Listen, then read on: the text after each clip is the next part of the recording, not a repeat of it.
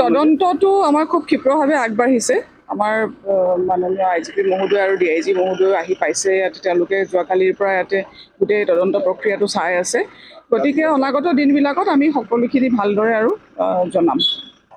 আমাৰ এটা special investigation team আমাৰ SSP শিৱসাগৰ মহোদয়ে গঠন কৰিছে আমাৰ DSP লীলা বৰাৰ তত্বাৱধানত। তো সেই ক্ষেত্ৰত আমি বৰ্তমান তদন্ত প্ৰক্ৰিয়া চলি আছে।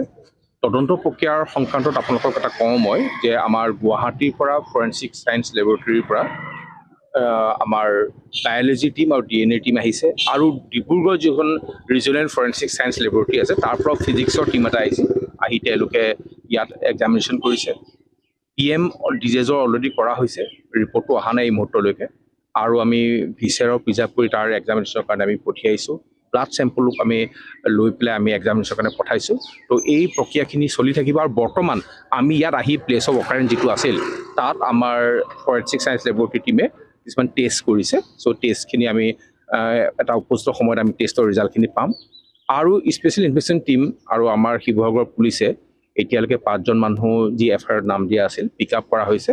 তেওঁলোকক সোধপোছ জাৰি ৰখা হ'ব আৰু তদন্তৰ প্ৰক্ৰিয়াৰ যাতে কোনো গাফিলতি নাথাকে সেই ভালদৰে কৰিবৰ কাৰণে আমি ব্যৱস্থা লৈছোঁ। আৰু অনাগত দিনখনো আমি সেইখিনি